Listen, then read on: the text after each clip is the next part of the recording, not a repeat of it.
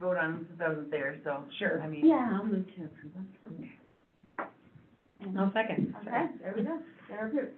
Okay, so tonight we have our T-bid budget. Yep, so that should be real easy. Hannah and Steve Tulsa will be here to give a presentation. So, just going on a rundown of what all TBID does and what our budget breakdown is for the next year. Okay. So, Perfect. Look at this beautiful budget. I love that budget. I know, it's so well done. I had a hard time. Thank you. Oh, yeah. Did you do it? Yeah. Yeah, so that It's very easy to Yeah. understand.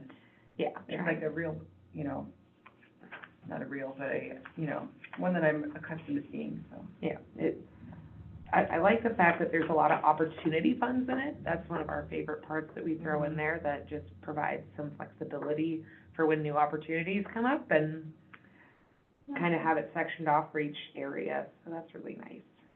Today, 6/11. I have a question, for that bed tax collection, do short-term rentals also collect that? Yep. Nice. 2 people, or $2 per night. Nice. Yep. So, it adds up. But you have to, it's mainly the property managers, right? Because don't you have to own so many? You or have to manage, I believe it's 3. Three before you are in Yep. the pool of Mhm. having to pay it. But you could pay it if you wanted to? Voluntarily, yes, Yeah. if you wanted to, I think. Yes, but we don't generally encourage it. The Right. big reason is for the folks that pay into DBID, they also get put on the Beartooth Highway map and like have their own blurb and section, and then otherwise, if every person did it, then we would have a huge Yeah. map. But again, there's some folks that do pay into it that, manage less, and so that's actually something I'm wanting to bring up to them. It's like, we should have that open to anybody, and then, like, if you have more than 3 properties, then you qualify, but, To be on the map. mhm.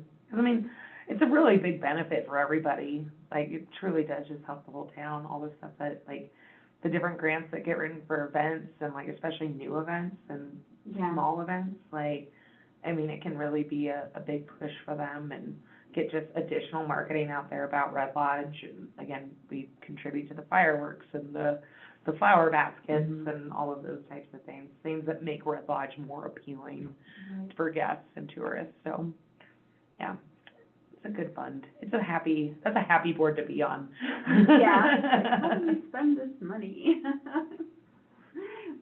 What marketing do we want to do? So when you guys are on the map, it's just your company, or is it like every one of your properties? Just just our company, Yeah, okay.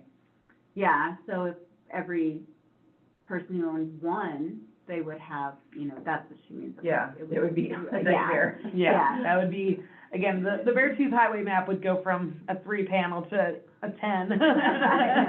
Yeah.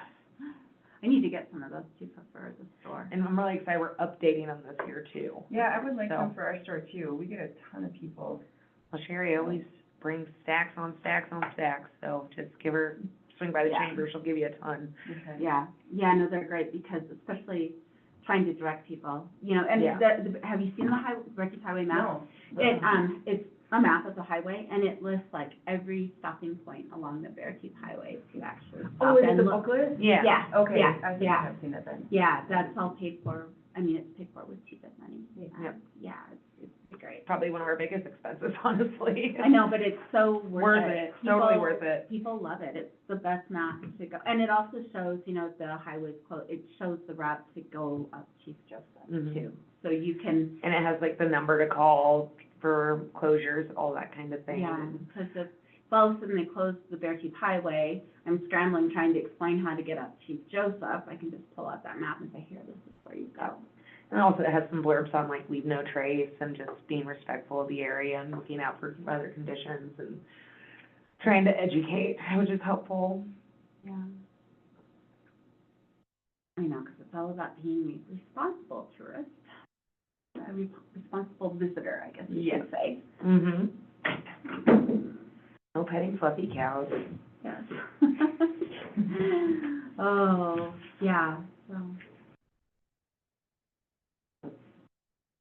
I was trying to look at this on my phone this morning, and I was like, no, it's not gonna happen. No. You're right. Yeah. Remember. So have you had a chance to look through the budget much, Chris, or just tried this morning? For T-bid or for, No, for, for the No, I city? haven't had a chance to look through the city. This one's kind of a no-brainer, because it's just so easy to understand. I know. And Well, I know, and just when we got used to the other format for our city budget, they made Lonnie change it, so we're like, really, yeah, it's like this now. mhm.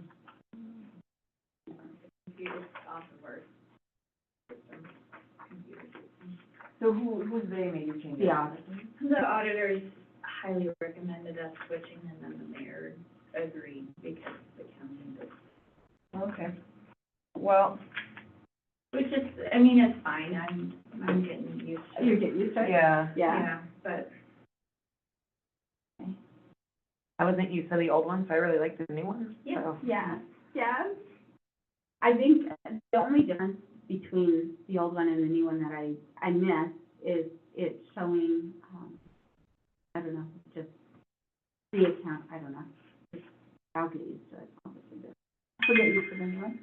Is that you? Yeah, no, I thought it was my watch. it's been a dinger weekend, I'll tell you that. This phone didn't stop yesterday once. Yeah. Let's see. I don't really have any questions about T-bid at all. I mean, Okay. do you guys have any questions?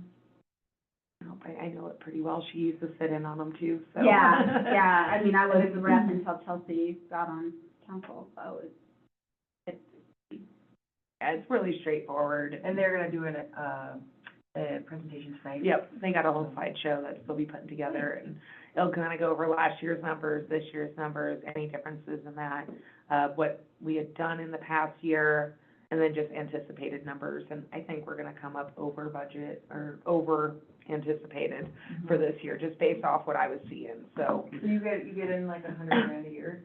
Yeah, about $100,000 a year. It's a little less during like COVID years and before, but the last few years, it's just been, And you had a lot of rollover funds. yeah. That's a lot. It's a lot, because, and that's just it, not a lot of people know about T-bid, and that's, like, we would love to give people more money, like, and help support some bigger things too, and so that's part of the reason we kind of hold on to those rollovers too, in case something big happens that we can really help with. yeah. Um, I mean, and How like. about parking for the rent fair? Right? Right. And honestly, like that, we gave them $5,000 this year, $7,500, something like that. We give them a really big chunk, and Yeah. that's one thing they have to do is a completion report. And I think we also provide feedback of what we thought of the event, and that's one thing that will probably come up next year, where it's like, how can we Yeah. help more? Yeah, So, but I mean, and T-bid has been instrumental in helping start a lot of events as well. Mhm. You Yeah. know, when we took over the car show, you know, we had nothing, and they really helped us get the car show. And I know they going again. contributed to Summerfest Mhm. last Yep, year, yep. last year. Summerfest, Fun Run, Yeah. pretty much all of the Races. all the races. That happen. high school basketball tournaments, like, all sorts of stuff. And so, I mean, specifically, the money has to be utilized for marketing, and it's supposed to be utilized to bring heads and beds. Mhm. So it needs to be bringing traffic into the area, that stay overnight, because you're gonna get better Mhm. returns on that. Yeah, But sometimes we'll do good feels versus the heads and beds motto. Just like, again, Fun Run doesn't really bring in people, like, that stay the night. right.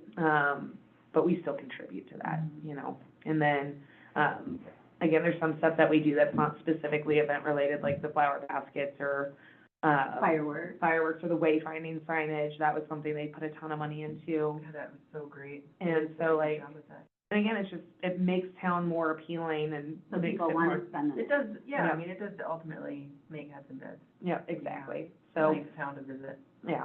So, I mean, there's been discussion about how we can help with the potential hockey rink over, like, the coverage. You know, there's been discussions about pavilions, like, there's, Right. you know, bigger projects that we'd Yeah. like to be able to contribute to and kind of see get off the ground. So, You know, I'm in favor of that. I know, yep, exactly. Okay, so obviously you'll just do your thing tonight. I'll announce it and Hannah will do the work. Okay, perfect. So, on our 24-25 budget, I think the mayor was just kind of, he added this to to identify priorities for consideration when creating the budget. And, you know, obviously, the city needs to maintain their level of service that we have, I feel, you know, but we also have to balance the budget. I think is where he's coming from, you And know. we're off about 10 grand. But that's not that, It's really not as No, bad as I not was much. expecting. I mean, I'm off 10 grand in my personal budget. yeah. Oh, Or no, easily. easily. So, and we had talked about last time that,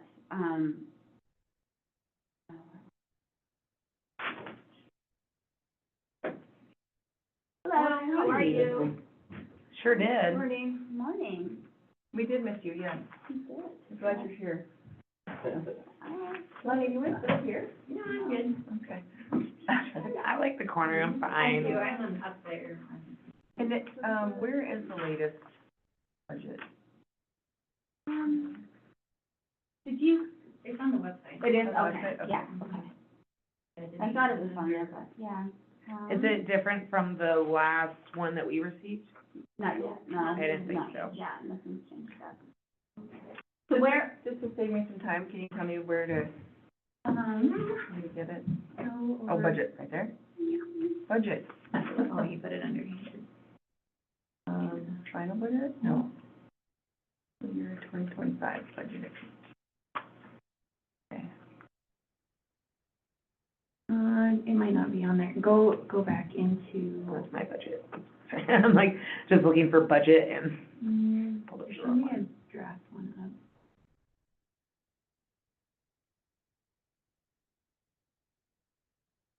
No, maybe, I have it. I still think I have it. Give me a lot of notes last time. My life is a bit chaotic at the moment. I think it all goes in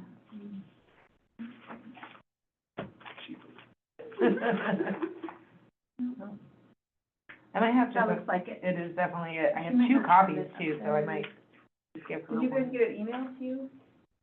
I think it was in the Packet. packet, but Oh, for last week, okay, I didn't even look at that, sorry.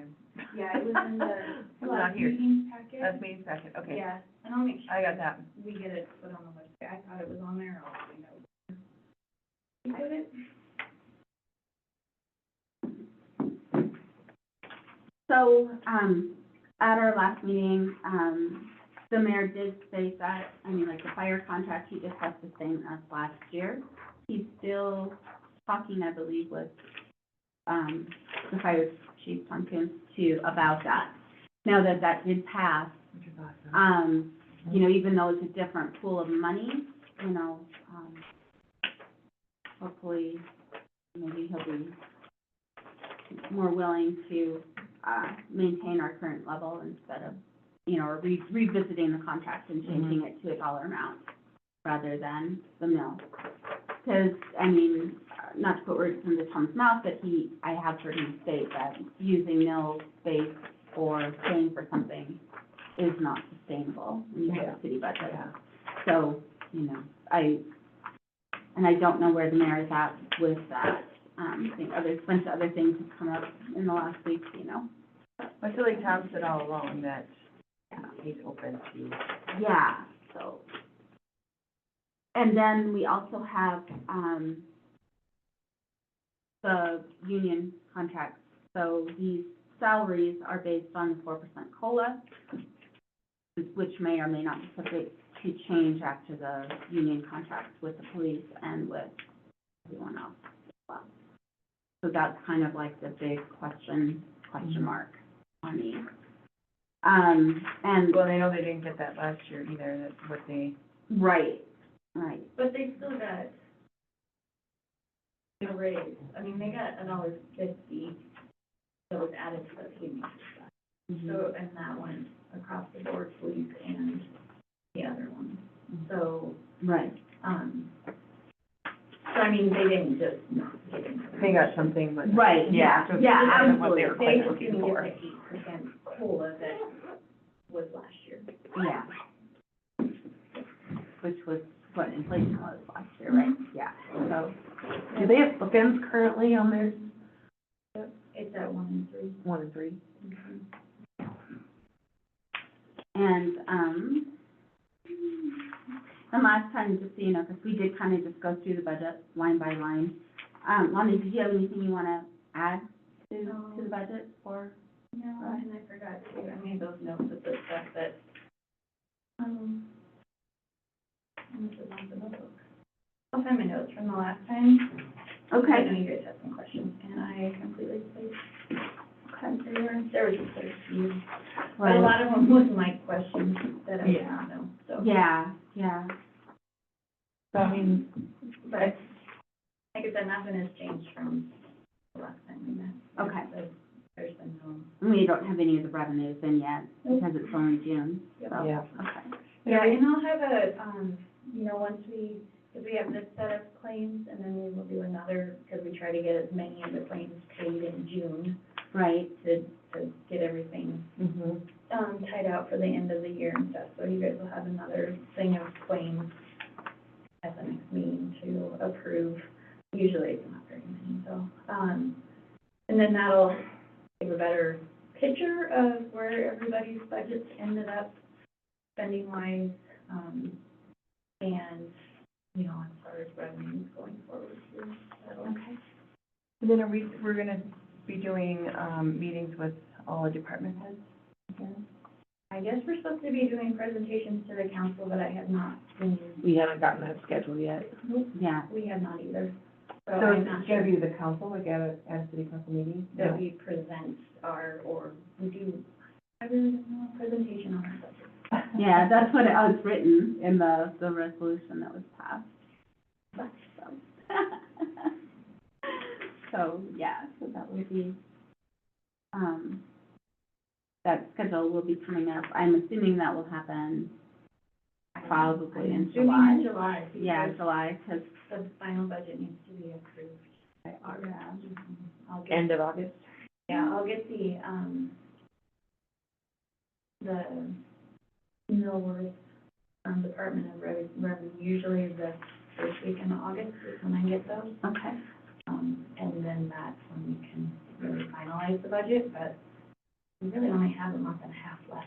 So, Yeah. I like the vertical format and the, yeah, when I first did it, it didn't look like that, and it was confusing, but I figured out how to do it this Yeah. way, and this way is much better to Yeah. look at. Right. it looks nice. And then I like the little line in there that we can make And I notes can in. still, and I can still add notes, it's not as colorful as the spreadsheets, and I can still add notes and stuff, and I'm gonna go through and, as we talked about it at the last one, breaking out percentages of employees' salaries that are in each fund, like where public works is spread out between That would be different really funds helpful. and stuff.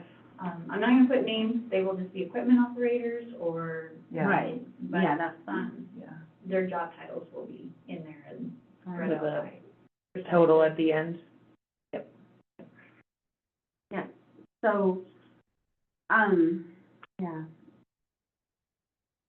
The other, you know, we did kind of, like I said, we did go through it line by line. We did have some, questions on like the court and the amount he had budgeted for supplies and stuff like that when our admin department doesn't even use that much. So, you know, just our typical things that come up every year. Yeah, you know, I mean, it doesn't equal a lot, but, you know, one department, you know, they need to justify why they're asking for what they're asking. And it needs to be reasonable, you know, over, you know, why do you think you're gonna spend double what you did this year on this item or what have you, you know, that type of thing, so.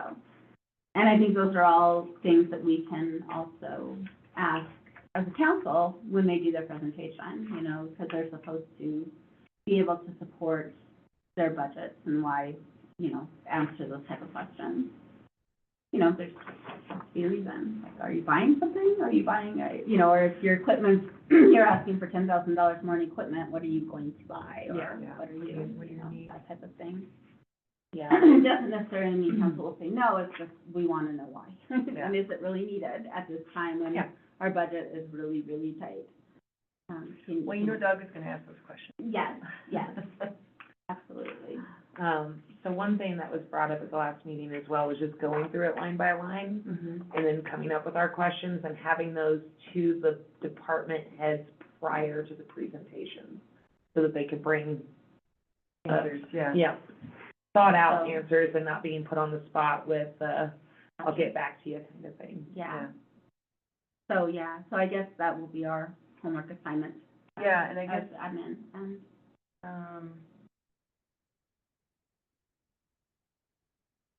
and this is where we also had talked about where you were, the glass recycling being so expensive, and, Yeah, you brought up yeah. the glass crusher at one point.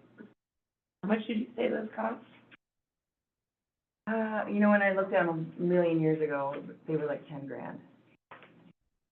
And I don't know what Well- they cost now, I mean, this is literally. No, but there's probably some, I'm sure there's some grant money out there, or, Mhm. also it's equipment, it's resort tax could technically pay for. I don't know if solid waste, Oh, I don't think solid waste was one of the oh, ones that could be used for. I gotcha. I just always think capital can, you know, be used to buy stuff, As but, long as it's specified what fund it is, because okay. But Well, I will think there add should that. still be some grant funding out there if we wanna keep glass recycling, you know. because and- what happens once you crush it, what happens to it? Well, when I was looking at it, I was looking at doing a business, starting a business, making gravel. So it's a glass gravel, because at the time Michael was building, and they were always short of backfill and gravel. Yeah. And so it was a sort of, an idea that I never pursued, but It's something that could be used for public works projects, parks, those types of things. anything, like, So, yeah, yeah, they people use it could for road use fill. it, they could Yeah, come and, something, yeah. I mean, we could just offer it as for a nominal fee or free to citizens to just use that for fill. You know, because glass really doesn't hurt the environment the way that plastic does.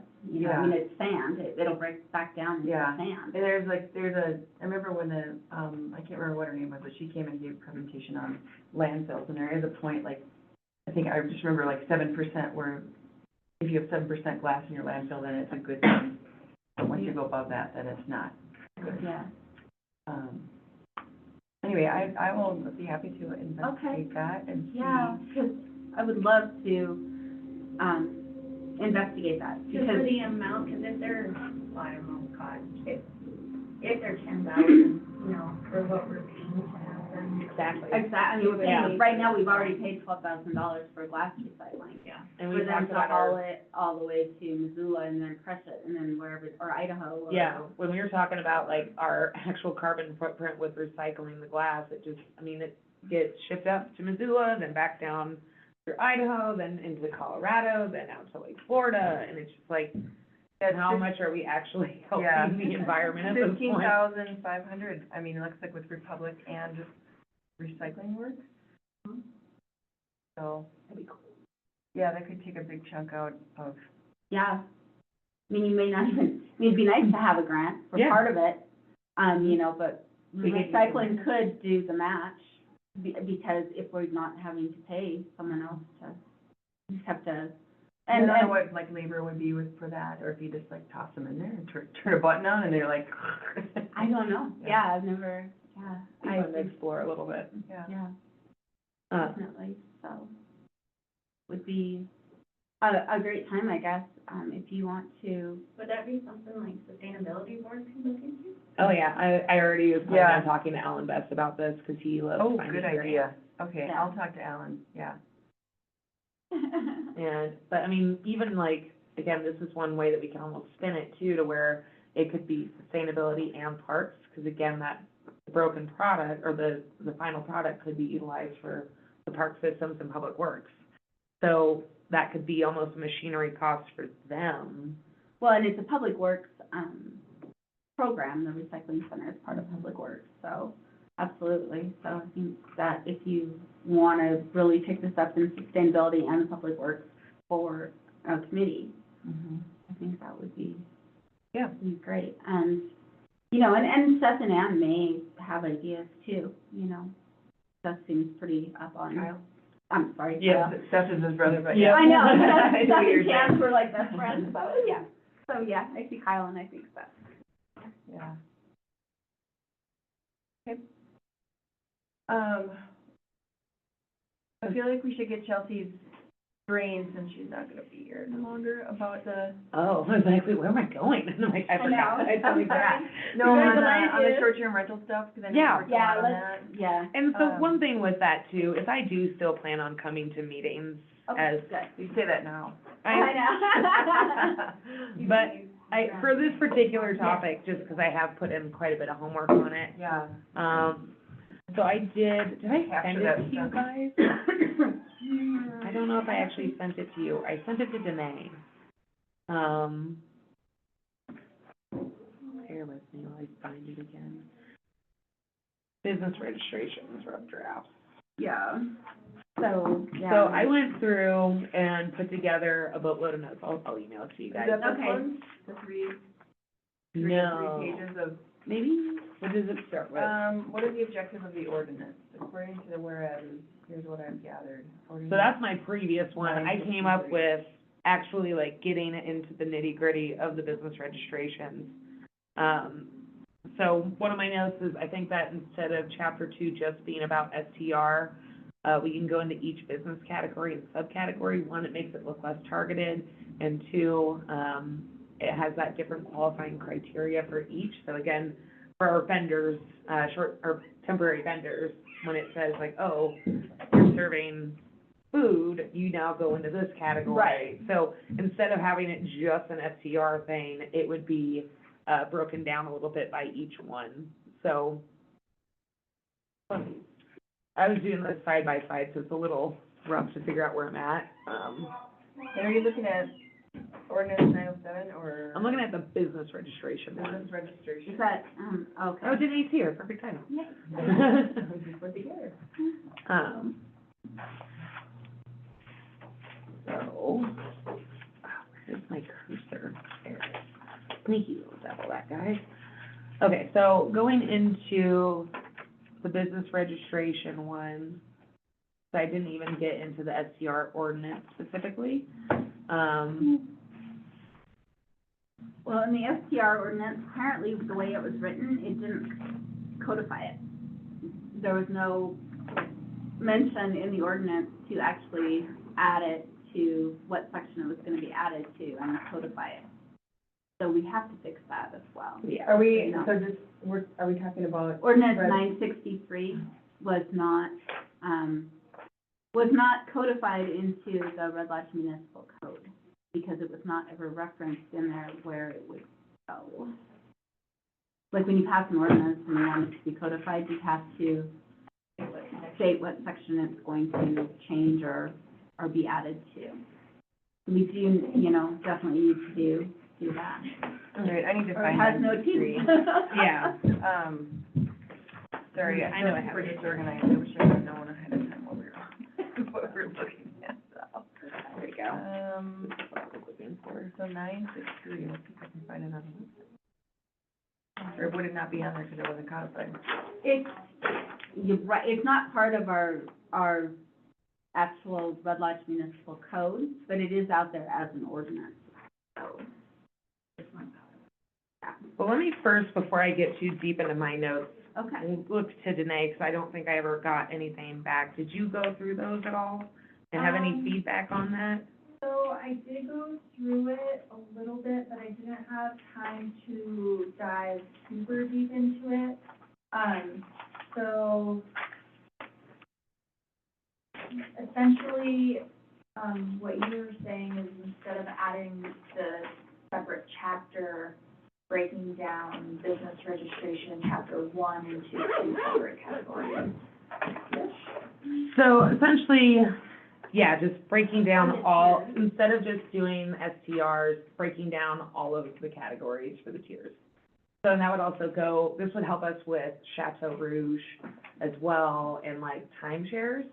I mean, technically short-term rental, but then it would also be like, okay, how do you qualify as a hotel versus a short-term rental? Because that's one thing, it's like Chateau Rouge, is currently classified as a hotel. Right.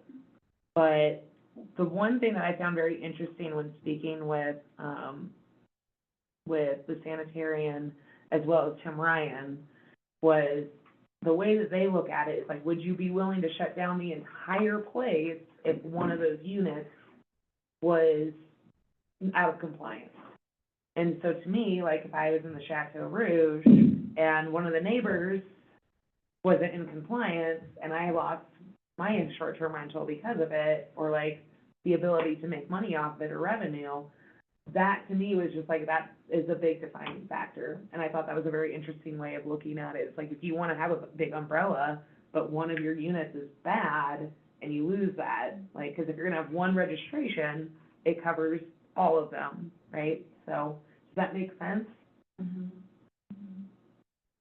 Yeah, it does, I guess it's just, there's just so many different ways of looking at it.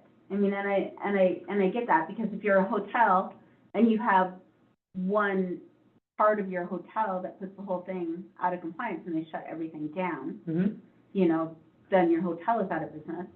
But if you're an umbrella over a bunch of different things, and one of those is out of compliance, yeah, I mean, Again, I think that's the defining factor. I thought that was a good way to do it, to where, you know, I would have a different registration for each one of those units, and then if one of those units wasn't in compliance, now that's okay, like, that one shut down, the other ones can still operate.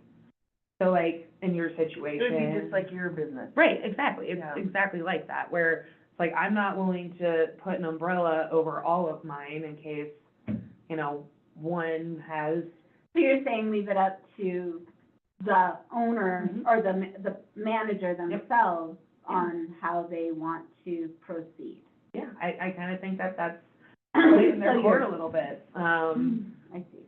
So but, if the Chateau wants to operate under one umbrella, they need to know that if one of their units, What would that look like if they were out of compliance?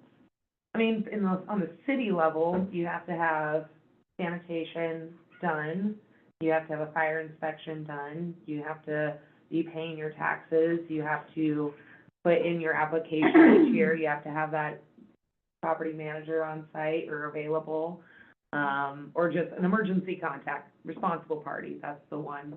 And just making sure that you hit all those qualifiers when you're. So how would one unit like that, like if, So essentially, like, if one of those units wasn't able to pass a fire inspection, that could be from extension cords running across the room, that could be from non-egress windows, that could be from improper signage in the home, that could be from bad fire extinguishers. And generally, more often than not, like, if you have a good manager there, you're not gonna have that issue.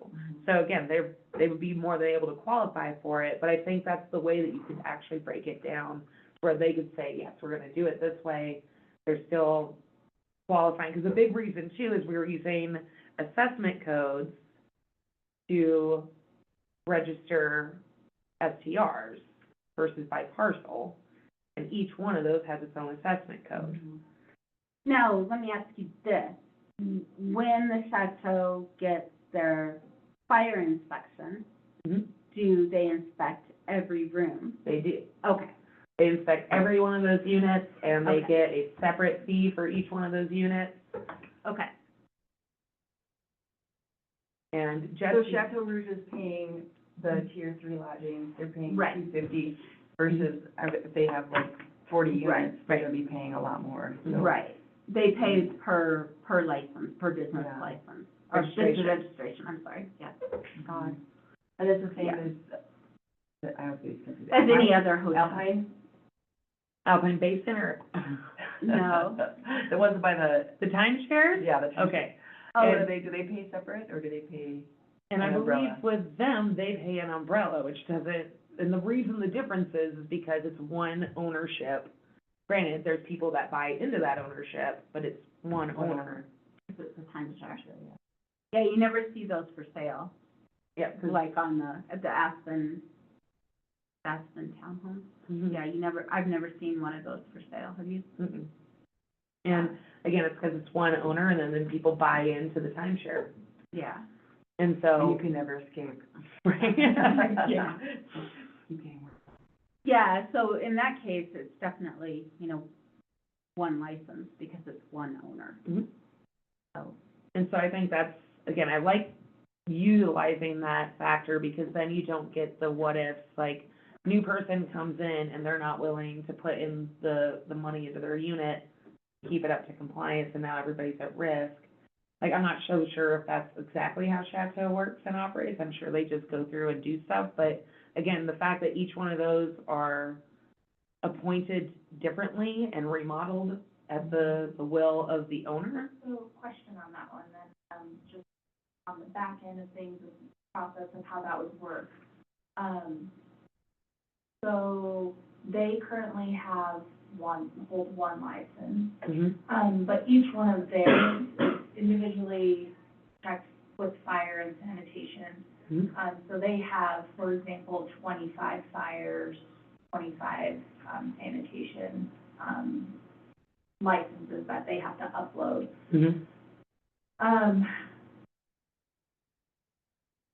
How do we want to keep, like, does it matter to us that we keep an accurate inventory of those,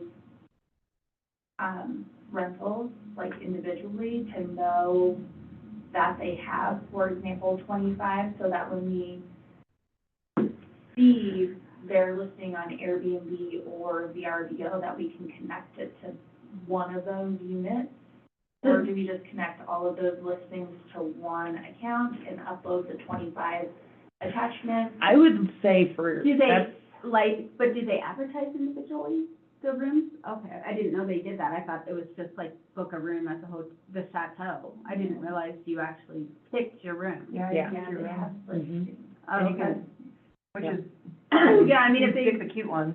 yeah, if you were Ugly ones. just, going into the Chateau and it says vacancy and you get a room, I didn't realize that you actually, well, it'd be like if someone called me and like, do you have a 3-bedroom house? yeah. And then I would give them the options. that I they guess I have. thought it was more of a hotel, because like when you go to the, I mean, like the Pollard does not advertise their rooms individually on VRBO, right? Right. I mean, like, And I and, wonder with the Chateau, if they're each individually owned, then some of them just say, rent it out whenever, Yep. and others can pick to do the VR, or the whatever. yeah, Whatever days. Yeah. yeah. I don't know how that works up there, but I'm just trying to think of, like, logistically, how it's gonna look on our end with the Yeah, I mean, software, and do you, Yeah. do and you have it just, make sense. right, And like, at the end of the day, are we going to want an accurate inventory of the number of units that are being rented? Is that going to matter to us? I know, honestly, I Because don't think rent it, to I would, considering no one lives there full-time, and no one is really, even regardless of what their bylaws say, they are highly discouraged from living there as a full-time resident or renting them out long-term. I mean, I don't, like, even to if, me, it's always been a hotel. we've talked about them being exempt from our cap. So Right, I guess, thinking of it that way, and the fact that they won't affect those numbers, do we want to know I- the numbers? I don't think it really matters. So, I don't know what we would need it for. I mean, You? I think that would just be up to you if you want to keep that accurate data. And, Yeah. but it Right also, now, I we don't don't need to make it extra difficult either. So, I think that's what I was trying to go with on this, just, simplify it to where it's like, okay, they can umbrella under one. One thing that I did, My thing is, like, if people are coming to me and asking me for the numbers that I have, they Right. will be, skewed a little bit in the fact that that will be considered one. yeah, Right. And so, just thinking about maybe, like, the community foundation reaching out to me to ask for those numbers, or, our engineer just recently reached out to us to get those numbers for our growth policy. Right. Like, those are the things But that none of numbers those are gonna. Numbers would ever count towards a resident. I mean, they would never be considered, the way things are right now, it's a hotel room. I mean, it's a hotel condo that you rent. Well, I think So specifically, if they change it so that, okay, we're gonna make it so people can rent these out long-term, then absolutely, then we need to, but right now, that's not, the ca- in my opinion. well, I do know that the Like, foundation back in the day, like, we were trying really hard to find how many people Red Lodge could sleep. Because specifically for grant writing for events Right. and like trying to build up some events. So I think it's good to keep that data, but I think that would just become a part of the application. It's like, how many units within this one? Like, if you're doing one of the umbrella, and I think, so this is, Yeah. I worked on some of the definitions. I'm trying to remember where I had that. Sorry, I wrote this, what, 2 months ago at this While ago, point? yeah. Well, I mean, how many units does the chateau have? Like it. Did you say 25? That's Alpine, they have Oh. around 25, I think it's 23-ish, but Aspen, Aspen, yeah. Yeah. Oh, I see. But Chateau, I don't know, because again, we don't register them as short-term rentals at all. Right. They're a hotel. right? I mean, would you need to know that information for a regular hotel? Would you, for your engineer, for your, for Well, the then community that's the other foundation? I thing mean, is, like, do we want to make it, like, so we have two different registration systems. So Right. like Black Mountain, which is our general business registration, and then we have a whole different software for short-term rentals. Do we want to move hotel motels over to that because they're gonna be asked for the same documents, Mm-hmm. and then they would go into the hotel motel category, and then we have those documents on file, which are, so you can add them to that? yeah. I would say utilize the software as much as possible, absolutely. I mean, if you are going to operate a hotel or motel, and you need to have those. 24. So what I put for hotel motel timeshare, for its definition, was multiple individual units available separately for transient occupancy of 38 days or less for compensation. The whole of the property is owned by individual majority shareholder or by a corporate entity or LLC. So this is just how I wrote it out. We can obviously change that, but to me, that's how I think of a hotel motel timeshare. Like, there's a majority shareholder, there's a majority that owns that. And then there's gonna be sub-definitions for hotels, motels. I also added hostels, something to think about for the future, maybe, Mhm. just having that Yeah. defined. And then for short-term rentals, the specific conditions to qualify as a short-term rental, the registration certificate must be used within 1 year of the issuance or renewal, be considered for renewal or be subject to termination and denied renewal. Use of the certificate will be determined by the remittance of resort tax to the city of Red Lodge. All short-term rentals are subject to zoning code and city ordinance. The registration and I took a lot of this from what was already in here. The registration certificates become void if any of the assignees or designated property, or the designated property are removed from the certificate or change, I should say registration, I don't know why I'm saying certificate. Removed from the certificate or change, so essentially, like, if something were to change ownership, if either one of these things are removed from that registration, it is now void. Because we always had it, like, the two are not inseparable with the homeowner and the house, right? And then once it's severed, that registration is gone. Right. And so just making that a little bit cleaner language. And then the registrant will be required to submit a new application and pay the corresponding fees.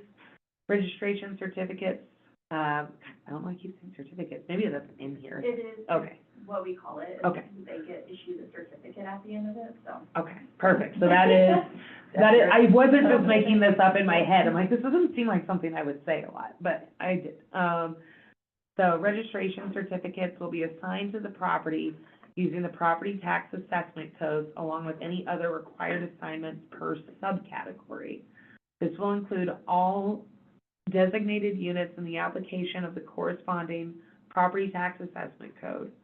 So essentially, again, if there's 2 units on one assessment code, they could be included on one license. Does that make sense? So like, again, I have a house and an ADU. and they can have one registration because they're the same tax assessment code. Both will be subject, though, to the compliance. So again, if I have, my house doesn't go into compliance, that apartment is no longer available.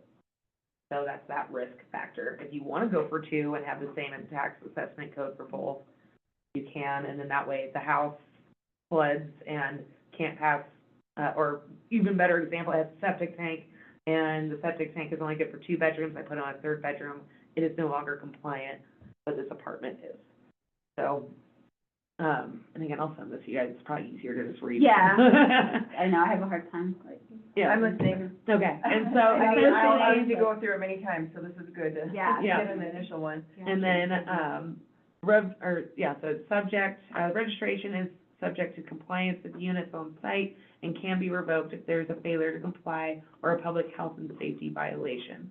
Examples, registration can, at the discretion of the owner, be assigned to the primary dwelling, an ADU, apartment, bedroom, et cetera, as long as all are identified on one tax assessment code.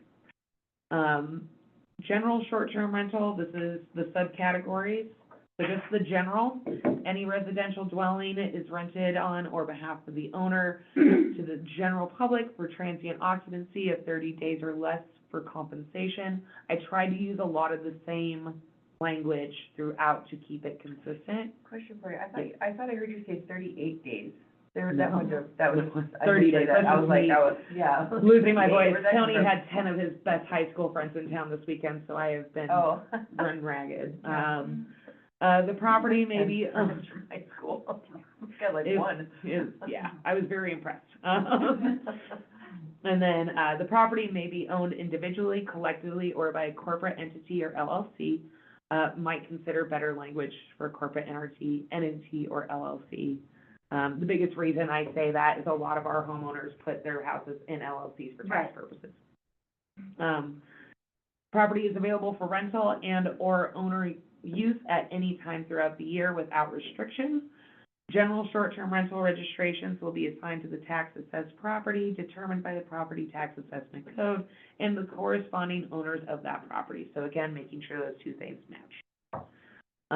The definition in our zoning, just for an example, the definition of our general short-term rental is a home that is rented out on or behalf of, or by or on behalf of the owner to the general public for compensation for transient occupancy of 30 days or less. So this just broke it down a little bit more specific. One of the big reasons we put in properties available for rental and or owner use at any time is we talked about having that owner occupied category to where they would be exempt. Right, if you could still get a license, Mhm. but you could be exempt because you're only going to. Rent it for X amount of days. Owner occupied short-term rental. Owner occupied short-term rentals are defined as follows: any residential dwelling that is rented on or by or on behalf, sorry guys, of the owner to the general public for transient occupancy and is designated as the owner's primary residence and must live at the property for no less than 6 months of the year. At the owner's discretion, they may have their home professionally managed. The property will be only listed as available during the dates designated by the owner to the city in their application, no more than 6 months throughout the year. Dates are not required to be sequential. So again, having this example, we have snowbirds go down to Arizona and they want to rent it for the month of July, the month of August, Christmas. Wait, flip this around, because they. Yeah, I was Yeah, I gonna was say, like, yeah, wait a no, minute no, now. yeah, they want to, Yeah. yeah, they leave for, Yeah, so they 5 want to months rent out of it the for year for the certain winter. sections of the year, but they do live here 6 months of the year. And so, again, like, actually 6 months and 1 day, isn't it? 6 months and 1 day, yep. Yeah. And that's why I put more than, no less than 6 months, so we could do more than 6 months. And so the dates don't have to be sequential, but they do have to be designated to the city. So that way, when you run that scan, the only dates that can be listed are those dates that you have been designated. So that way, if we have a suspicion that someone's abusing that and like we want to check, you can just see when it's listed and make sure those corresponding dates. Because once they go over listing their property, or Yep. need time out. Yeah, so if And if you wanna leave the month of July because you are really tired of people, and you wanna rent your house out and you've got it all set to go, you passed everything, you can list it with Chelsea and say, hey, rent my house out for the month of July, we're going to Alaska where there's no people. So. And again, it's also not that you get to rent it 6 months, it's that it can be listed during that time. So they might not rent it. So that threshold is 6 months. And we can change that. This is just the example I was going on based off full-time resident is 6 months and A day. 6 months and a day. And so to me, I think let them make some money. Like, we have our neighbor, and Rod actually made this point during one of these meetings, where it's like, the whole reason for the cap was about community character, and you don't want to lose your neighbors and having that sense of neighbor. But if you have someone that lives next door for 6 months of the year, like, that's your neighbor, and so it still has that full-time resident. And again, we could rent it less, that's fine, but I just figured, But these are gonna be different neighbors every night. no. Well, no, what we're saying is, we have people that come in the summertime, but they consider themselves, you know, they may vote here, Yeah. we can't utilize, do you vote in Red Lodge to determine if you're a full-time resident, you know, I think that got thrown out at the Yeah. last time, that they went through this, if I remember right. Yeah. So it's more, if a full-time resident wants to rent their house out when they're not here, you know, they live here more than 6 months out of the year, they're considered a full-time resident. Do we want? It creates an opportunity to essentially generate additional revenue. And Right, allows them to generate revenue to pay for their 3-month leave in Vegas.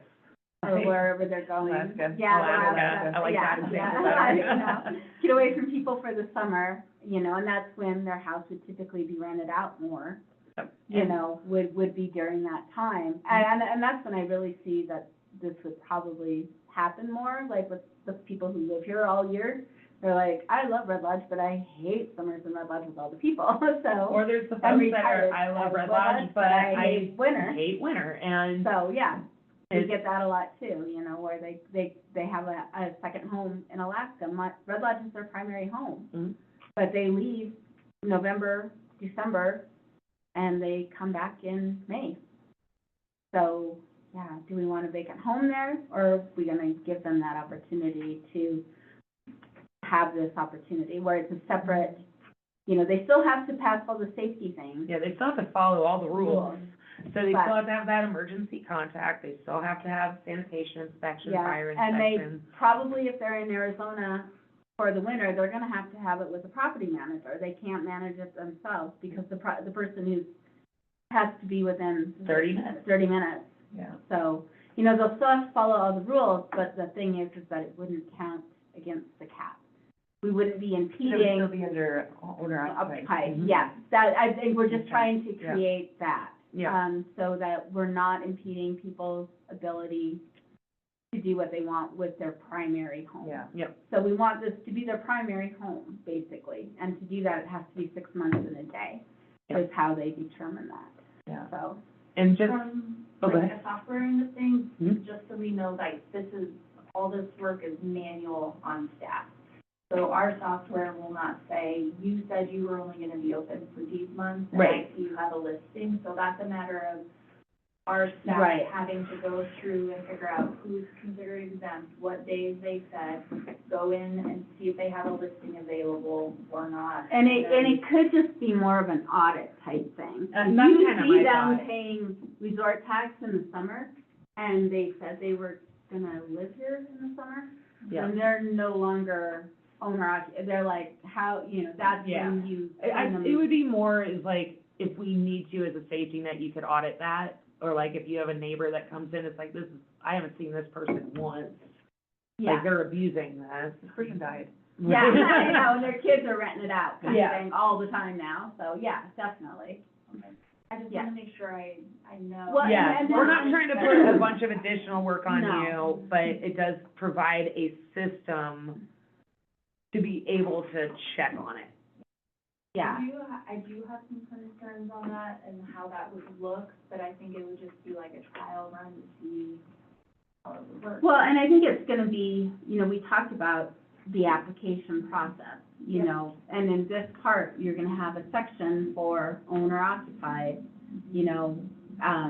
on, 6 months and a day. So if you're listing it, if it's a bedroom in your home, that's different, and you're going to be there. But if you're renting out your whole house and you're saying it's owner occupied, then you have to say, what months are you renting that? Mhm. Because if it's over 6 months, it's no longer owner occupied. So So that's that is kind of, subject to the threshold. then it Yeah. is, exactly. Yeah. So it's how they answer those questions, and hopefully, the And I, majority of the people are gonna be honest about it. and I would imagine the majority of people will. Like, especially if you're going through the hoops to go through this process, and you're like intentionally doing that check mark on there, I feel like that's a big paperwork lie, and I don't like paperwork lies, like, I that know. makes But, me I mean, wildly they still have to uncomfortable. pay resort tax, they still have to go through everything. Yep. This is only gonna come into play if, that it's going to, is it And going to hit, CBIT. yeah. is it Yep, gonna and hit see tax? it, spending, Well, maybe. yeah, if they own a bunch of them. Yeah. So just, again, putting an example of what the definition is in our zoning code for owner occupied, this is when it was, the person had to be on site, living in the house, while there were people there. It was basically like, I'm renting my bedroom out, or an ADU. But I'm there on site, and I'm saying that I'm gonna be there the whole time that somebody's there, and that to me was just very restrictive language. Because to expect that someone's not gonna do a trip into Billings while they have somebody staying at their ADU, and they're just gonna be there happily taking Yeah. care of it, like, so we did come up with the on-site management. And so this category kind of covers that parameter to where, and also this could be our Chateau Rouge category. Yeah. They have an employee on site Yep. 24 hours a day, So any residential dwelling that is rented by or on behalf of the owner to general public for transient occupancy for 30 days, that whole definition. On-site manager may be the owner, and then, so for compensation, and has an on-site manager on-site at all times during the entire duration of public occupancy. So that means you have someone in that front desk for 24 hours. A night auditor, type of Mhm. thing. And you have somebody living in the basement watching upstairs. Like, that is a much more, like, this is a very restricted category, but it would also take Chateau, so if we wanted to do separate registrations for Chateau, we could, and they would just have this on-site manager designation while also Then not there's going that. against the cap. The only downside is expecting them to pay the $250 for 24. I mean, they would just put that expense onto Yeah. the owner the same way we do. Yep. Yeah. And so that would be the one thing, and then, moving the hotels and the motels and the timeshares all into the short-term rental software, which is not what we currently do, but we can do, then it really cleans that up and like assists with what we're doing here, and I think that would definitely be the way to go. Okay. And I'm like not particular on having them register or not register. I just think it would make it cleaner and get us more accurate numbers and make them register each run. I think so too. And then again, when there's that issue of like, this unit is not available because of X, then now they're not shutting down the entire operation. And it also stays consistent with the definition of assessment code and ownership. 'Cause again, Whereas, someone, like Alpine yeah, Aspen? Aspen Townhomes. they're under one parcel ID and they would register one. Yep, they would Right. register one, there's one owner, there's one manager there, like, that would all just be, Yep. And you buy a timeshare. yep. You can buy your time. It's basically, that's all the timeshare is, it's just a short-term rental, just really like committed. Yeah, I'm gonna come every year. For the change at Chateau, would we give them a grace period or something that? They would have, so we're registering for this year. Yeah, So it's yeah, not this coming is not up gonna be beyond put into that. place Yeah, so until, not until next year for Right. us to make these decisions. and they could Get that up. notify all their owners, Mhm. and, yeah. Yeah. Because again, we had to do the same thing, 'cause fortunately, back when it was $50, we just paid for everybody, because we didn't want to. $50. Yeah, it's $50, I mean, that got to be expensive, like, it Yeah. wasn't a small check cut, you know, like, but at the same time, it gave us that year, it's like, hey, last year we paid for you guys, this year, now that it's $250, you gotta pay for it. Right. Because otherwise, yeah, we wouldn't be able to. So, yeah, that's the on-site management. So on-site manager, maybe the owner of the residence, or a designated on-site management company or manager. So again, like, there at Chateau, they have a designated manager. Right. And that would be the flip side to talk about too, is it's like you were not gonna be subject, these are never gonna disappear. You're not Right, gonna be yeah. subject to If we a hit the threshold. cap, you will still, you're Yeah. not counting against that, so you have that. Yeah. You'll guarantee that if one of these sells, you'll still be able to Yep. maintain your Right. business model. Yeah. Mhm. So that was, you know, I mean, you don't wanna put someone out of business, Yeah. anyone out of business. For No. sure, yeah, that's one of the big heartaches over Yeah. that, and I think that really helps clean it up and Right. get rid of that, Yeah, just that creating these definitions will unsure help a lot, so. future for them. Yeah, and so again, I think this is a nice way to make everybody happy and also compliant at the same time. On-site management will be designated as the primary contact for occupants, the city staff, and emergency services. So that means, like, again, at Chateau, there is a number that they can call that is their person. Yeah. On-site management, short-term rental registrations will be assigned to the tax assessed property, determined by the property tax assessment code, and the designated on-site manager and the corresponding owner. So this, again, also says that, like, all three of these factors have to be on that certificate. So you have the owner, the tax assessment parcel, and the on-site manager. All three of those have to be identified. If you lose one, the registration is now void. So for instance, if Chateau Rouge, all of a sudden they're like, didn't have an on-site manager, and it was a free-for-all there, people would have to be taking care of it themselves and go through this process. So, that also provides a safety net for the city, to where you don't just have people, again, abusing it. And the big reason this is public health and safety was the big purpose of having, if we can have that on-site manager, that should in return be a safer accommodation.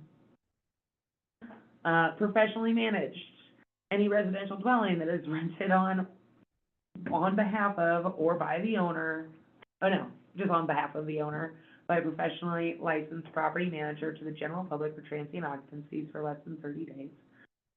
Property manager may be the owner, designated licensed property manager, or property management company.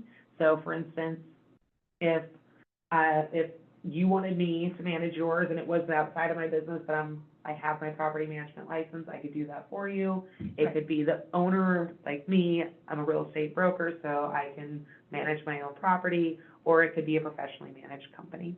So do you wanna say on owner, do you wanna say licensed owner? Because there's a difference, because, I Sure. mean, a person, anybody can go get if they wanna spend, you know, the $1,000 to take a class and do it, any owner can become a property manager. Yep, no, I like that, that's good for me. Yeah, because definitely, because, Yeah, otherwise it's like, I'm an owner. yeah, I know, exactly, so, yeah, we wanna differentiate Yep, thank you that very much there- for that, that's a good clarification. Yeah, and we'll make sure we have that in the application process. Yep. That, are you a licensed property manager? Because that will determine which, Mhm. you know, if they. And so where they then, land. property manager, property management company will be designated as the primary contact person for occupants, city staff, and emergency services, so very similar to on-site. So if something were to happen at a house, I'm the one getting the call, not the homeowner, not the Right. tenant. It's, Well, and I do want to, I mean, it has to be 30 minutes away, so Yep. this will reinforce that the Mhm. property manager basically, I mean, you can't hire a property management company out of Billings. Nope. And say, you know, or unless if they you're, drive way too fast. yeah, or if you're the owner and you live in Billings, Yeah. and you're a property manager down there and you're managing your own property, Yep. you're not gonna count towards this because you're over 30 minutes away. You have to have a contact in Red Lodge or Yep. within 30 minutes.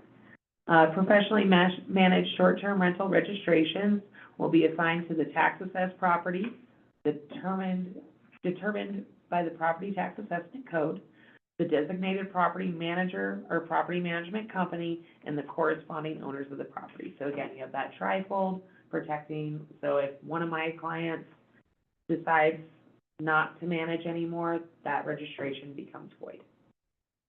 And they have to reapply. And they have to reapply, yep. And they might go with another company, and that company will have to go through that process, but it essentially becomes void once one of those pieces is severed. Definition in our zoning code, currently, a person who, for what a property management or property managed property is, a person who must be available to take and respond within 30 minutes to reports of concerns and complaints 24 hours per day, 7 days per week during the rental period. The local property manager may be an owner or authorized agent of the property. So, for instance, the only time I get to leave town is when I shut down everything or I have one of my staff here to respond. So, as we do leave Because it's every your once in a company, while. it's your Yep, company that's, exactly. it's not you that's managing it, it's your company that's managing it. In October, October's a great time. I go to a conference and we shut everything down.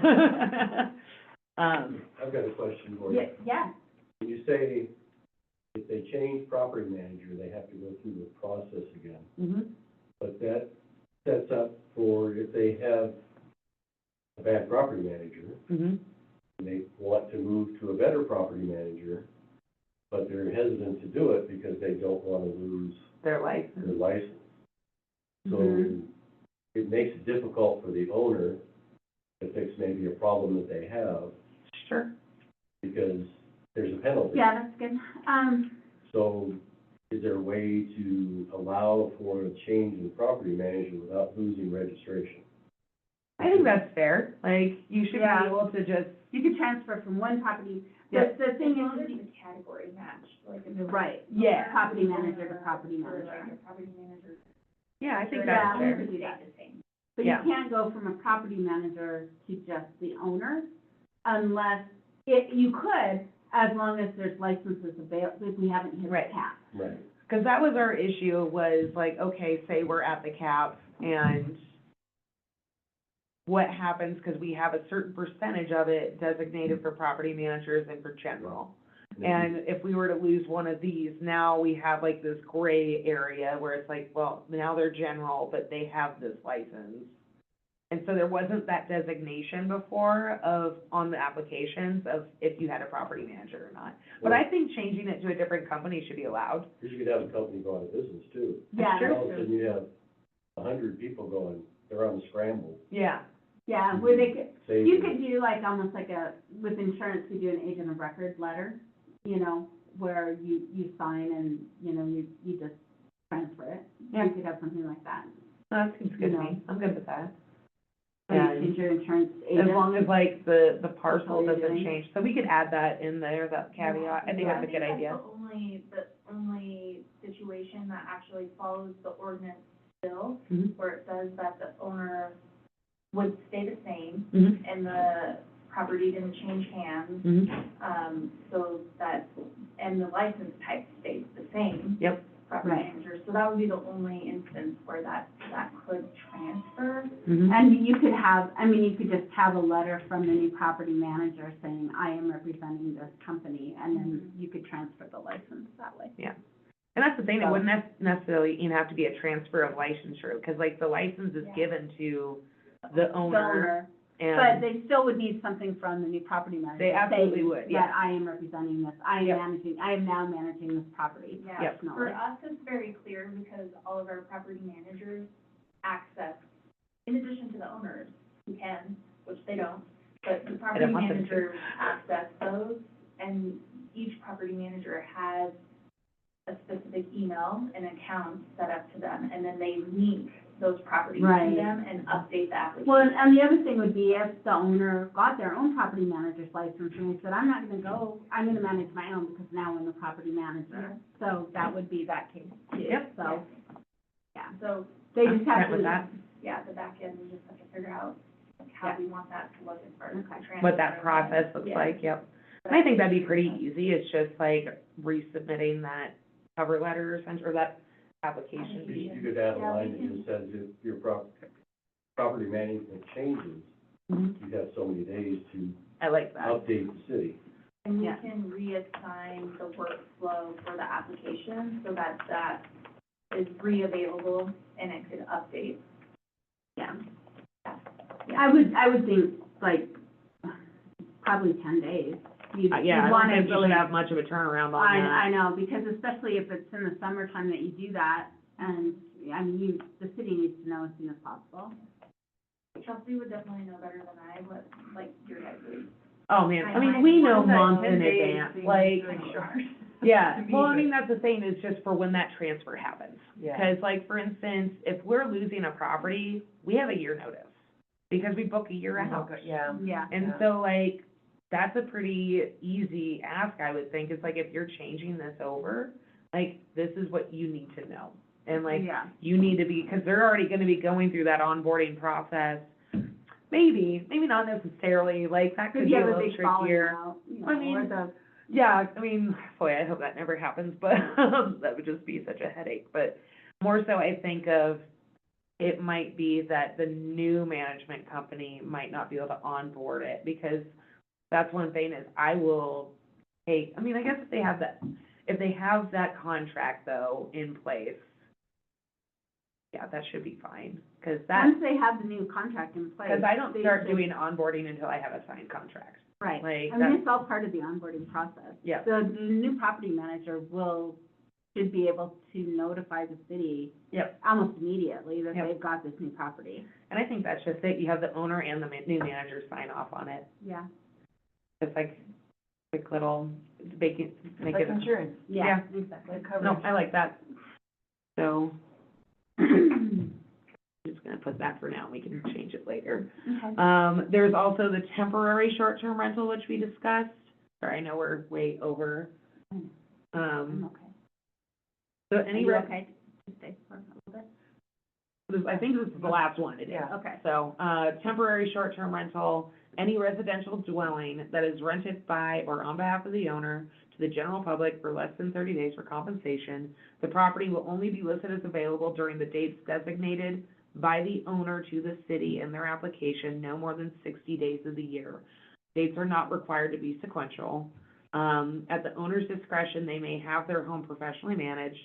Temporary short-term rental registrations will be assigned to the tax ID, the property, and the corresponding owners. So this, would be for the folks that don't live here and come out, like, a lot throughout the year, like, just not like, this isn't their primary residence, but they come out a ton, but they're like, I don't necessarily want to rent it over Harley, or I want to rent it over Harley Rodeo, because I don't want to be here that period. And again, this one wouldn't go against the cap, it's basically, this is a vacant home that can now at least generate some money. So it's like a second home that Yeah. they normally don't rent out. Mhm. So like, I have, one of my clients that we're probably going to end up having to get rid of is they use their house a ton. Like, I'm saying probably like combined time of 5 months throughout the year. I mean, they're gonna be here for 2 months of the summer, then they go away for a few weeks, and they're gonna be back again. But then they can have that opportunity to still rent it, because again, they don't like being here during Harley Rodeo. They don't like being here in, like, over the holidays, Christmas, that kind of thing. And it'd only be, and we could even change this to 30 days, but, Total rental, you mean? yeah, total rental. Throughout but- the year? Mhm. So this is, So rather than giving out the if we hit the cap, giving out the licenses based on the number of days rented, like we want the people to be licensed, I mean, we want to give a license to people basically that generate the most resort tax. mhm. So you're saying rather than say these people can't rent their home because they're only renting it 2 weeks out of the year as a second home, we're just not gonna count that towards the cap. Right. Yep. Yep. Is So what then you're there's, saying. like, essentially, there's we've added two new categories, well, three. Owner occupied, where they own it and this is their primary residence. Yep. And then, that's a 6-month thing, and then also, you don't live here, you don't, for the 6 months. Yep. However, you do rent it less than 30 days, so you're also exempt. So Yeah. They So- can be one Because or we have the a lot of other. those people that you've been finding where they're just not renting it And as well, this much. goes back to There what is Rod a- said, Red Lodge has notoriously been basically 30% vacant because of second homeowners here. Yep. And the short-term rental things that have happened, we still will always have those second homers, whether they rent it out or not. Yep. Yeah. This is basically just a way to make some additional tax revenue. They're still gonna have to go through all the safety steps, they're still gonna have to do the process. But then they can come and use their house as much as they want without feeling the pressure to rent it more. And then one thing I like about this too is like the example of, there's a lot of folks that will go and rent their place as a temporary, like a long-term rental, so for 6 months, 7 months, 8 months, for somebody that they like. Oh, yeah, and then, but they still want to rent it, Mm-hmm. in They still want the between. ability to be able to do a short-term rental in between those. And so, because like, again, we have another gal that she has been renting to her niece for like the past 6 months, and it's just like, and we want her to be able to do that, but at the same time, it's like, if you continue to do this, you're at risk of losing your license. Yeah, I like it because, one, it adds more categories for us to track and understand How the property's how actually being everything used. works. Exactly. It gives us Right. more data to process and understand Well, and what maybe we're they, doing and why we're doing it, Mhm. and how each of those are affecting that cap and how it's Yep. Right. affecting. and I guess we just need to decide how many days Yeah. of it being rented do we want to allow and have it not be part of the cap? Yep, and I put 60, just because, again, that's 2 months in the summer when they might be, like, not using it, or it's a few weeks here and there. I'm open to this, I'm flexible, I really don't have a hard preference, I just felt like that was a reasonable number, 30 days seemed a Like, little light, well, and I but- know that, you know, a lot of people have been, like, the whole traveling nurse category that's out there, you know, where they'll come and they'll be here for 6 weeks or 8 weeks, so, Mhm. you know, and they kind of rotate in. Yeah, You know, that gives them that opportunity to do that long-term rental without, long-term, short-term. long-term, short-term. We always call them rental. midterm. Yeah. You know, where definitely the people that are renting those are an added, I mean, we Yeah. need them. We need Yeah. the traveling nurses. And again, we need like, the- We get a lot Or of the folks from the ski hill, like, that's a really good example there too, Yeah. where it's like, I only do short-term rentals where I make peak money in July and August, or July Right. and this, But you know, I'll rent it out to a the ski mountain, bum yeah, in the the mountain winter. employees, or I'll rent it out to, you know, so you're encouraging them that long-term rental, Mhm. or the long-term, short-term rental, I guess you'd say. Yeah, And also, we have a lot of, construction crews, like a good Oh, yeah. example of that came in, yep, you know, where property managers will pull a house off the market and rent it for 30-day increments to those construction crews Oh, yeah. coming in. we had a bunch of them last year, and so it's like, that's great, I'm all about it, like, one, it's No cleaning? no cleaning, well, Yeah. the cleaning at the end is Yeah, pretty tough. yeah. But, you know, on a Build whole. that into the cost. Yep, Yeah. and so, but we do that, like, we'll do, those term rentals where, especially like folks building in the area that are Yeah. coming up here. And so I get people calling me all the time, like, I need a place for just 3 months. And I don't generally have a lot of those options unless it's like, oh, you want it for October and November. Well, I know the house next to me, they're building, and they've ended up living there for over a year now, and it had been a short-term rental. So I don't know what's going on with their house they're building, but it's taken a lot longer than they thought. Yeah. So, you And know, how was this? Yeah, stuff, yeah, so. yeah, I think that's, Well, thanks for all your work on that, Chelsea. yeah, I'll send it over Um, so you can actually read through it. And do you have your changes marked in there? 'Cause like the copy that I have, this was from mid-May that you. I said- don't have it marked on that, just 'cause I don't think I was able to, I started to type stuff This in, is what you were, but this is what you're yeah, going off, this is okay. what I was going off of. Yeah. And I did label each section that I was making any sort of changes to, so, Yeah, see, and then and that was just in the business registration, mhm. okay. And so And for so the then- SDR stuff, basically, it's just gonna be slicing some stuff out and changing some words. Like, it's, on a whole, we're not changing too much in there, except for basically removing definitions, changing license to registration, Mhm. and. And adding the part about, Yeah. yeah, this chapter will be codified in chapters, da, da, da, Right. da, da, because that's not in there. So, yeah, that was really, I just mostly worked on the registration. I did also touch a little bit on, I wanna say the umbrella vendors. Did I have that in there yet? Yeah. I think I did. Yeah, My 'cause you computer died, do, so. there again, I mean, I think it's gonna be, you kind of put that back on the business owner. Mhm. If they wanna be, I mean, it's my business business registration, and, Yep. if I'm going to take that responsibility that these people are going to pay resort tax to me, Mhm. and I'm going to pay the city, Yep. you know, And that they're that's- all, they're yeah, all and that- certified, licensed, yeah, et cetera. and then it's my insurance that it's under, so, I mean, it's a big deal to do that. Yep. I think so, Yeah. and I'm like, it's a everybody big that- responsibility, it's not just like, oh yeah, come and use it, it's like, okay, I'm going to allow you to do this, and It's work for you Yeah. guys. It's It extra is, work for yeah. you guys. it is. Yeah. And in my experience, I've never had an issue with it, Right. as far as resort tax collection, and it actually is easier on me, knowing that I have somebody that I can trust to do those things, Mhm. and I don't have to chase each of those people Yeah.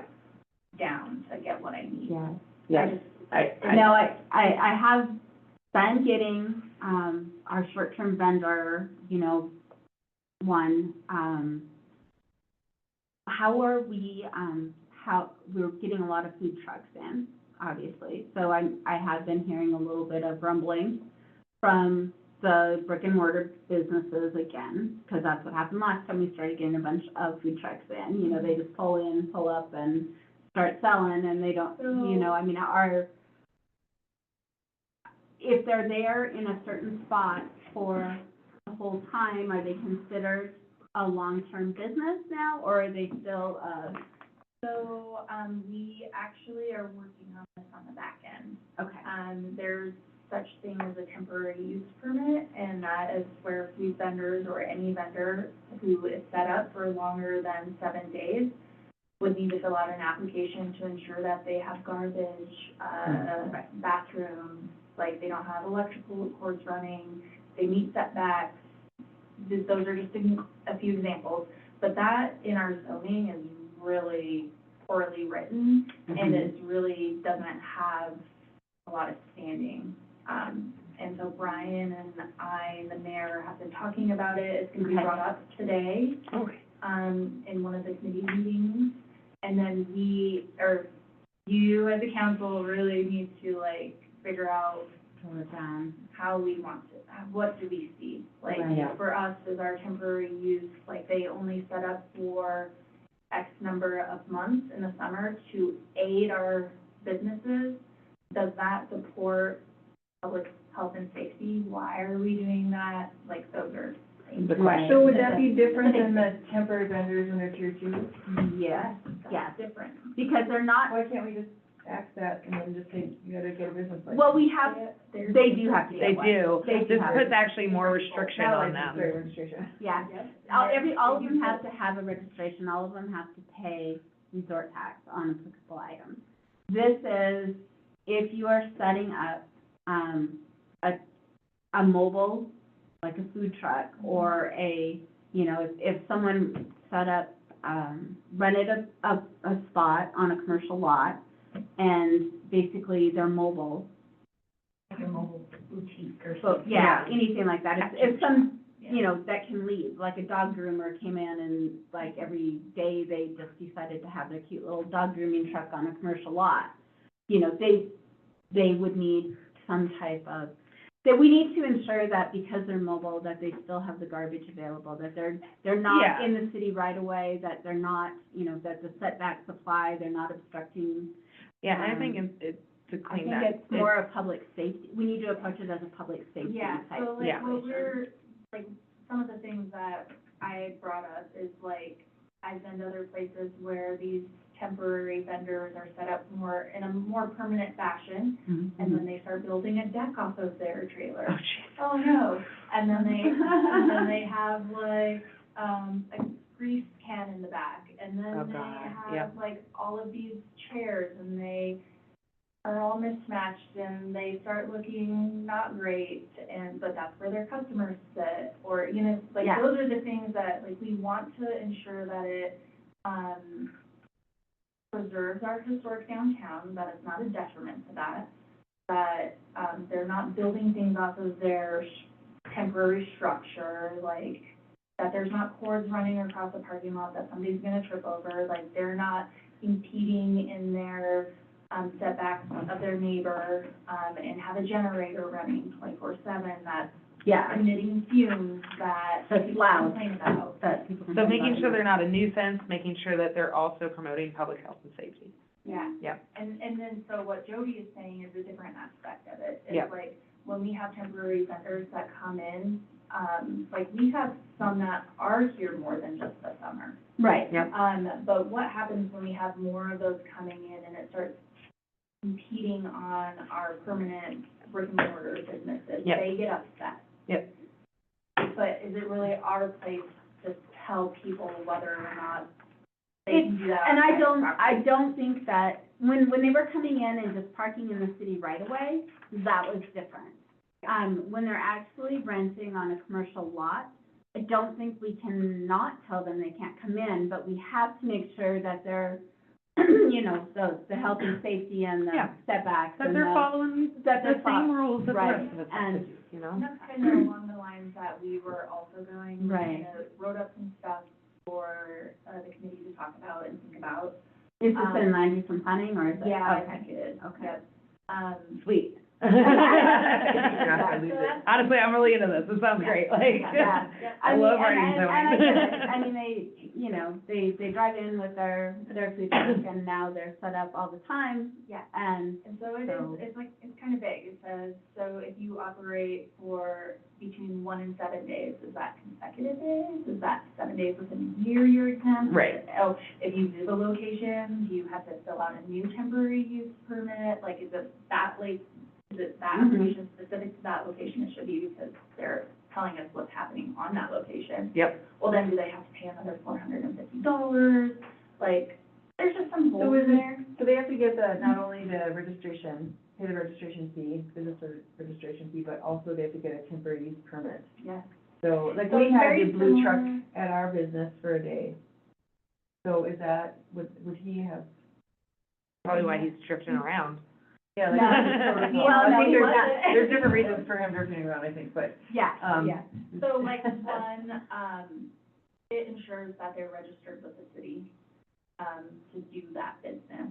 And then on the other end, because they were only there for a short time, they're actually considered exempt from that, but they should still fill out a temporary use permit, which has not always been consistent or the case, which is why we. Okay, see, I didn't even For know every that was a location. thing. Yeah, I they know. move to, What's that? for every location they move to.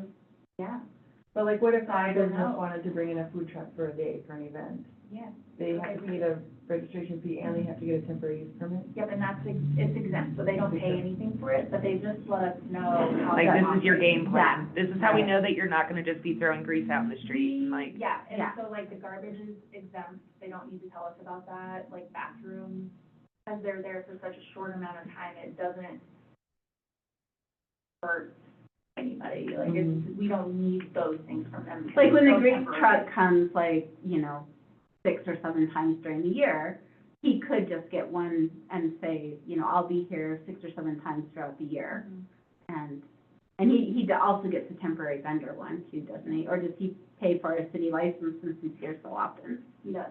He just pays for, I mean, if City he license or city registration? city registration, does Yeah. he pay like as a full, well, it doesn't matter, they're the same There, price. yeah, it so doesn't now matter, that, so. it doesn't matter, but. But you only have to get has it to. once. Yeah. If he gets the whole annual one, he only gets it once. He always sets up at the same place. He'd use that as his address. Yep. And do the temporary the temporary use. Yeah, So, and they, and Maybe because he combine moved those in somehow? May, God. yeah, so that's what we were talking about. Yeah. Make it one process. Process. Kind of Yeah. what we're doing You don't with wanna the make it so rentals. hard on them. Like, we don't want them to have to chase down all the things, like, we wanna simplify Right. the process so that they know what they need to do. Yep. And what we're asking of them. Yep. And then everybody's usually super Well, happy it's- to comply. Food trucks have become, and trailers. Yeah. I have done very, I mean, we have a lot of them that come into town, they're very popular. You know, we have the potato people, we had the coffee people, we have, you know, it's, yeah, it's like, you know, those floated potatoes, yeah. Wood chip. Yeah, and, you know, you're gonna get them, and you're gonna get them at events too. And we wanna But there's a lot of encourage it, too. people that are thinking it'd be a fun summer hustle, and they may last 1 year because they're like, that's a lot of work.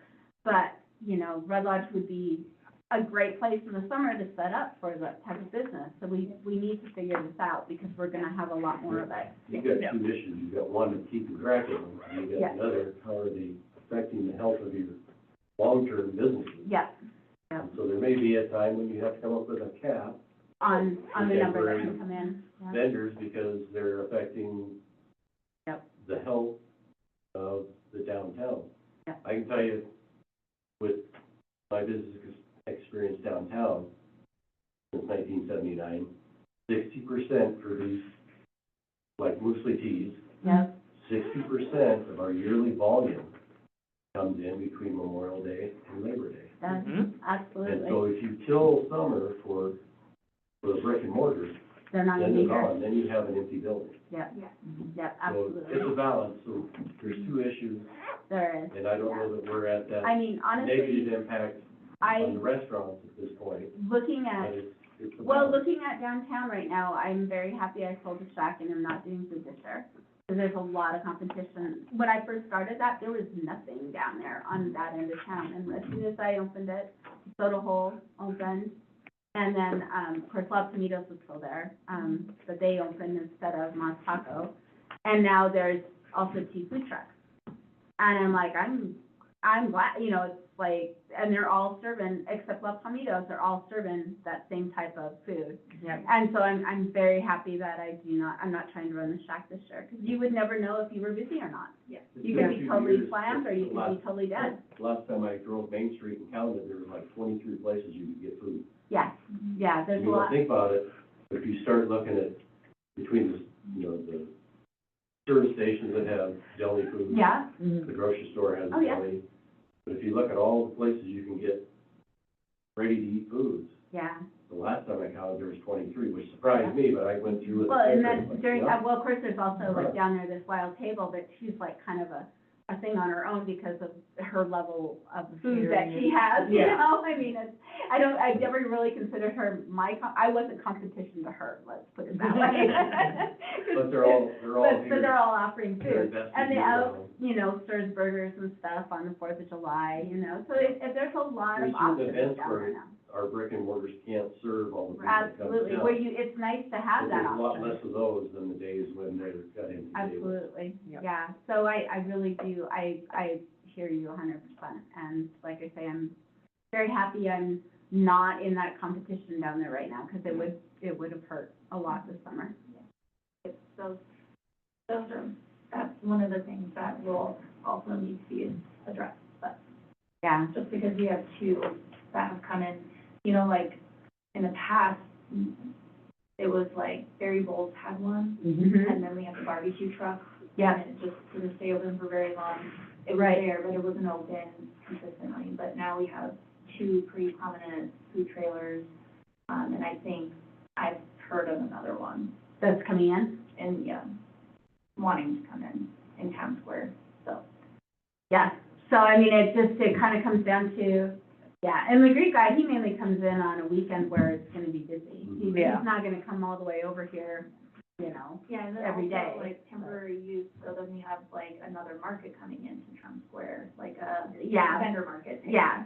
Like, are they considered a temporary use, like, it's farmer's market, you know, like, then we talk about other temporary uses. Well, and I know, see, and Is it- that goes under that umbrella, is that guy going to Yeah. make sure that all of those are collecting resort tax? Mhm. You can't just have a big, you know, thing and not have, Yeah, have yeah, have and that. he's called me and he's on top of it, and yes, he is going Okay. to do that, and the mayor did approve it. Okay. So, Yeah. yes, he's definitely making sure to crop all the trees Yeah. he needs to crop, but just, that's an example of like, well, I don't know, should he fill out a temporary use? Oh, Yeah.